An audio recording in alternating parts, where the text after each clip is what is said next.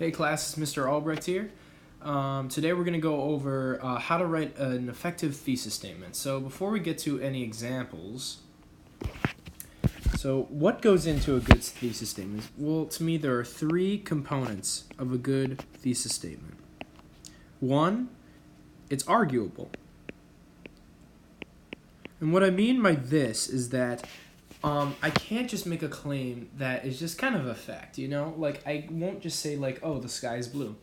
Now, I know that some smart Alex are probably going to try to argue with me on that, but for all intents and purposes, that's a fact. Now, if I say that the sky looks prettier, the sky's color looks prettier than that of the grass, that's a little more of an arguable claim. And second, it uses specific language.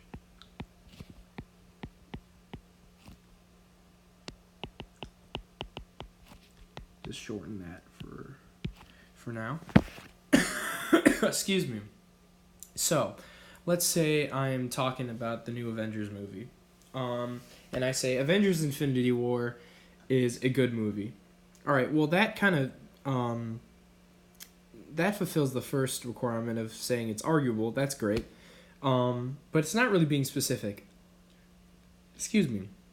Now let's say I said that Infinity War was a great movie because it had effective pacing, thorough character development, and great cinematography. Well, that's more specific language. And then finally, the third would be that it would set up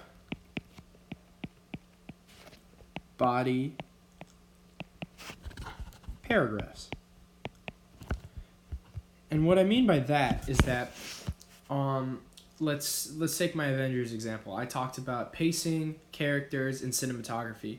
Now, I kind of listed it, and I think that because we are in AP, we're probably going to want to drift away from the list in the thesis, but it's not exactly like gospel to do that. Like, I'm not going to be like, oh, I'm marking you off because you made a list. I just don't think that's right, because sometimes it's actually more of the effective way to do so. But the point is, I set up body paragraphs within my thesis, and either that, or if you're going to do kind of that singular statement kind of thing, I would just make it so that it's arguable, use a specific language, and it leaves a lot of room so that you could go into body paragraphs. Maybe you're clarifying a certain term that would necessitate a paragraph. All right, so now let's look at examples of a weaker thesis statement and a stronger thesis statement. All right, so this weaker thesis statement, it's about this is about The Valley of Amazement by Amy Tan. So this weaker one, it says Amy Tan, which is nice. It references the author. Shows her identity by writing about her family, English, and being Chinese. Well, okay. I'm gonna say that I do like that it kind of somewhat sets up body paragraphs. Like, I'll give him that, even though it is kind of doing that list thing that we talked about. But it's not very specific. When they talk about family, like, maybe some of us have a different picture of what family looks like, you know?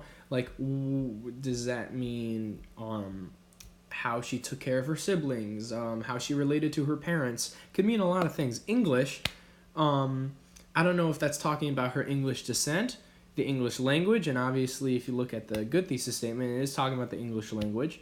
And then being Chinese. Okay, that one's a little more specific, but what about being Chinese? Or, like, what does that entail, really? And I guess that you could argue that you could develop that more within a body paragraph, but let's look at this entire statement as a whole, you know? It's not very arguable.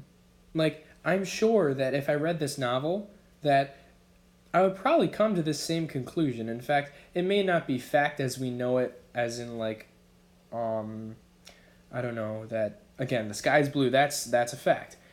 This might be so common knowledge or among all readers that's not even worth arguing, and that's not a good thing for an argumentative statement.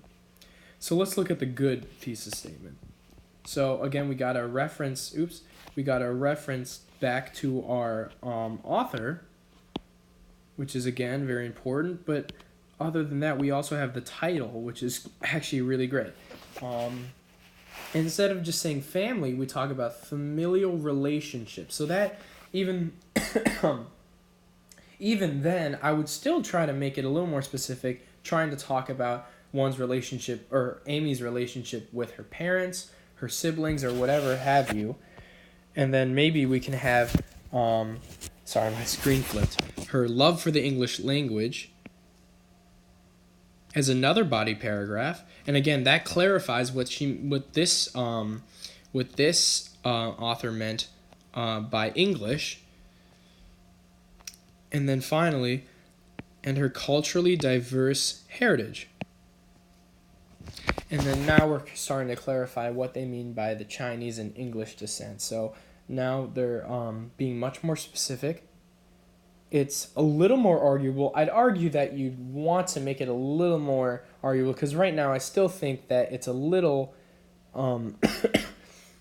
broad and generalized, and a lot of people would agree with it. But then again, it's a start, and it's much more specific. So I'd say that for an expository piece, both of these would be okay, with this one obviously being the stronger one. But for an argumentative one, this one still is the stronger one, but I want you guys to even improve upon this quote-unquote good example by making it even more argumentative. Like Amy Tan's familial relationships